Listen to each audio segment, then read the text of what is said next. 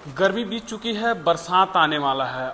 अभी कुछ दिन बाद या फिर अभी भी आप लोग देखते होंगे कि आए दिन सांप के काटने से लोगों की मौत होती रहती है। इसी बारे में हम यहाँ पे शासकीय अस्पताल अंबिकापुर में पहुँचे हैं और यहाँ पर इनके पास जानेंगे कि आखिर किस तरीके से बचाव करना है और कैसे बचाव के साथ साथ किसी की जान ना जाए, इसके लिए क्या प्रयास करना है। ये सारी चीज़ों के बारे में चर्चा करेंगे। क्या नाम है सर आपका? मेरा नाम डॉक्टर मोहम्मद शागिल है। मैं सह प्राध्यापक मेडिसिन विभाग शासकीय चिकित्सा महाविद्यालय अंबिकापुर में कार्यरत हूँ। सर, आए दिन अभी गर्मी में भी और बरसात आने वाला है, सांप के काटने से लोगों की मौत नज़र आती है, लोगों को सुनने का भी मिलता है। क्या कुछ बचाव करना चाहिए और कैसे लोगों को सांप काटने से बचना चाहिए और सांप काटने के बाद लोगों को क्या करना चाहिए? सबसे पहले आपके चैनल के माध्यम से मैं ये बताना चाहूँगा कि सर्पदंश का इलाज पूर्णतः संभव है। किसी भी तरह के भ्रामक बातों पे ना आए।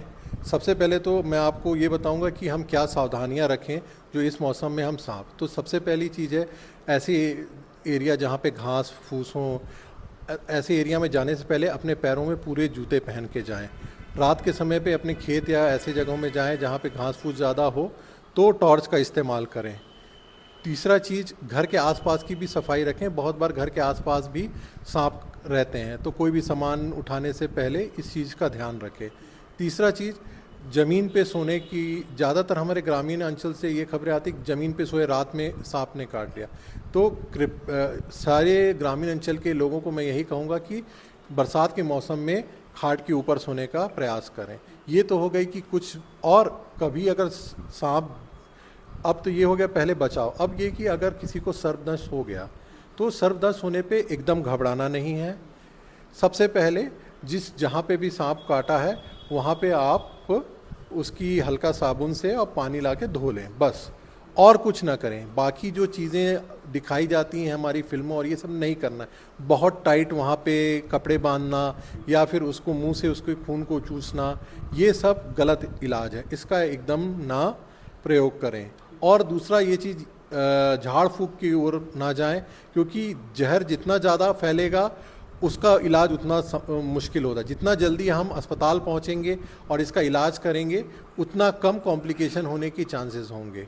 तो जैसे काटे तो साफ़ करके सीधे प्राथमिक स्वास्थ्य केंद्र आना है। प्राथमिक स्वास्थ्य केंद्र में आपको डॉक्टर देखेंगे, उनको लगेगा, क्योंकि इसकी बहुत से ऐसे सांप होते हैं जो जिनमें विष नहीं होता है, पॉइजनस नहीं होते हैं, तो उनमें तो कोई बस ऑब्जर्वेशन करते हैं और कोई दवा की ज़रूरत। लेकिन जो पॉइजनस सांप होते हैं, बहुत बार गांव के लोग उनको बता भी देते हैं कि उनको पता होता है कि उनको करैत ने काटा है या जड़ा काटा है, पहचान लेते हैं बहुत से ग्रामीण।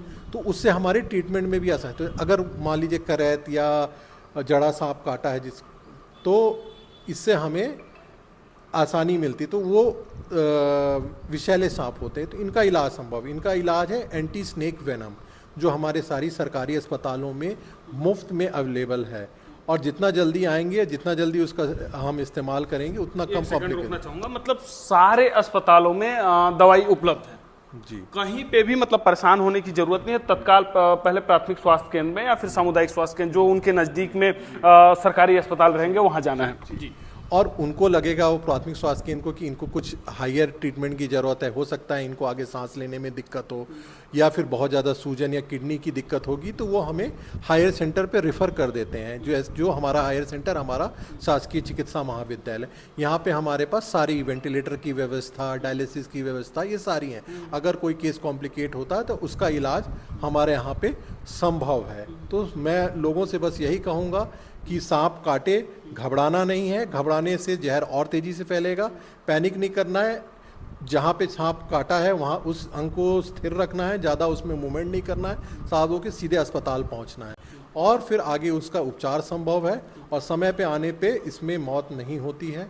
ज़्यादातर जो मौतें होती हैं वो वैसे लोग जो झाड़ फूंक में चले जाते हैं और समय व्यतीत कर देते हैं, वैसे केसेस में ही होती है। जी, धन्यवाद सर। आप लोगों ने देखा कि किस तरीके से बताया कि कभी भी आप लोग झाड़ फूक में न पड़े। झाड़ फूक के आने से लगभग 1 साल में यहाँ पर 400 केसेस आई है और 400 केसेस में मात्र 18 लोगों की मौत हुई है। लगभग 95% से ज़्यादा लोग बच गए हैं सिर्फ अस्पताल पहुंचने से। अगर अस्पताल नहीं पहुंचे, बहुत लोग गाँव में देखे होंगे कि झाड़ फूक में पड़ जाते हैं। तो आप लोगों से भी अपील है कि कभी भी सांप काटने से झाड़ फूक में ना पड़े, सीधे अस्पताल जाए। बाकी इधर मेरा ये प्रयास कैसे लगा, सटीक खबर से मैं अवधेश जायसवाल, जय हिंद।